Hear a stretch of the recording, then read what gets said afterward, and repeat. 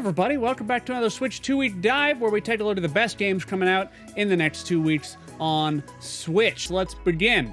Now, on July 7th, our first game up is called Superliminal. Now, this is going to be a perspective-based puzzle game. And if you don't know what that means, don't worry, it didn't really exist before this game actually came out. So basically, you're going to be solving puzzles through picking up and manipulating objects, either to walk backwards and then have the object get bigger, or move the object away from you and make it smaller, and doing all these interesting, odd things with, again, forced perspective and size. Superliminal is going to run you $16. After that, also on the 7th, we have Katherine Full Body. Now, this is a very strange, almost visual novel slash puzzle game, I guess you could call it. It has an insane following of people. Basically, Katherine is the story about an adulterous man who has an affair with this woman named Katherine, and then, for whatever reason, the gameplay is you climbing up these giant towers while I think you're asleep. Katherine Full Body is going to run you $49.99. Okay, after that, on the 7th, the 8th, or the 9th, because Nintendo likes to do this thing where they just position the game in between two other games, and they say, oh, it's TBD. No one's ever going to know what day this game is going to come out. This next game is called Vigor. So I've watched a lot of the videos, I've watched a lot of the footage. Vigor looks most similar to Escape from Tarkov. It seems like you go into an area with, I believe, between 8 and 12 different players, and then you can scavenge supplies to then go back and build some kind of a base that you establish, or you can just fight and kill everyone else, and once you die, you drop everything that you had. So it does seem like it's not necessarily Battle Royale, but it's more of a Tarkov situation where you're actually trying, like, multiple people could escape, if that makes sense. And if you've never heard of Escape from Tarkov, it's actually just Vigor. So now you know what both games are. You're welcome. Vigor is going to be a free-to-play game. Hey, for my regular viewers, you know how I always tell you about those solitaire games, the garbage ones that come out on Steam? For some reason, on the 9th of July, you'll be able to buy this game and play it. Hoo boy, what a time. All right, after that, we have a big one. On the 9th of July, Crossroads comes out for the Switch. Now, if you followed Crossroads on PC at all, you'll know that they had actually originally said that this was never ever coming to Switch. That was a big point for them.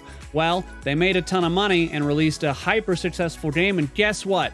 Money pushes people to do other things. And if you're not aware of Crossroads, and I would be surprised if you were not, it's a hyper successful 93% holding on Steam. I've only heard it talked about as being one of the best action RPGs ever made. You know, or I have friends with awful taste, which is definitely possible. Crossroads is going to run you $19.99.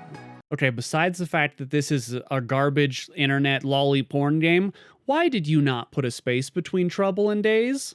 After that, on the 10th of July, we have my all-time favorite, Gas Station Highway Services. Now, this is going to be a game that kind of combines a little bit of everything. You have driving cars. You have towing cars. You have fueling vehicles at your gas station, and also washing cars in your car washer. Now, you can do it all in Gas Station Highway Services. The sky is literally the limit. This is start to finish a car game. And so if you're into cars whatsoever, I imagine you'll be picking this up again on the 10th of July for $9. After that, we have Bloodstained Curse of the Moon 2. If you didn't know that there was a Curse of the Moon 1, I don't blame you. It was a smaller release, but it was impactful nonetheless. Now, the best way I can describe this is just by calling it a Castlevania-inspired work of love. And this one seems to be more of the same from the first one, with 3 additional characters that you can play, along with local co-op, which may not have been available in the first one. This is going to run you $14.99. All right, after that, we have a sequel to a cult classic, Deadly Premonition 2, A Blessing in Disguise. Now, the original Deadly Premonition actually came out in 2010, so it's been 10 years since the game actually had a real sequel. If you don't know anything about Deadly Premonition, it's basically an open-world survival horror game that tells, you know, whatever story Deadly Premonition 1 told. I never played it. But you can expect more of that Deadly Premonition story in the second one, coming out on the 10th for $49.99. After that, moving to the 14th of July, we have a game called Neon Abyss. Now, Neon Abyss is going to be an action platformer roguelite where you basically just run and gun your way to victory. Now, there's not really too much to say here. This is your standard roguelike game. You know, just imagine Nuclear Throne, Enter the Gungeon, Binding of Isaac. It's just a different take on that, being an action platformer instead of a top-down isometric or what have you. But basically, you're going to get different guns every single time you run the game. All the synergies are going to stack, giving you a completely unique run each time you play. That's the sales pitch of roguelikes if you weren't already in the know. Neon Abyss is going to run you $19.99. All right, after that, we have Story of Seasons, Friends of Mineral Town. Stop me if you've heard this one. Your grandfather gives you the family farm, and it's up to you to move to a new town, turn it into something successful, and make a lot of friends and relationships along the way. Blah, blah, blah. We know how it goes. There have been only about 15 of these games throughout my life. Probably more, released in the 40s or 50s, I'd imagine. I wasn't around, but could have been. Anyway, this is going to run you $50. Last up on the 16th of July, we have a game called Caretaker, and this is for all you guys that like a little horror adventure in your lives. This is your pretty standard horror game story. You, a reporter, looking for a story, go to an abandoned industrial complex where people were said to have been brutally murdered. And you think it's a super idea to go and try to get the story when you hear that you think the murderer has returned.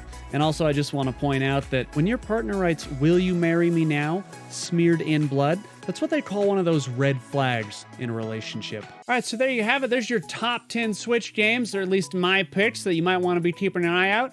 There are actually quite a bit more, probably somewhere in the neighborhood of 30 or 40 games coming. That's way too many. I just guesstimated way too high. Actually, no, I just checked. It's like 30 games coming out in the next 2 weeks. So, feel free to go check out the other ones, although they obviously won't be as good as the ones on my list, but that's okay. You're allowed to disagree even though you're wrong. If you find this helpful at all, leave me a comment. Let me know how I'm doing. Otherwise, let's just have a chat, in the comments down below. I enjoy talking to you guys about games. And until next time, burn bright, everybody.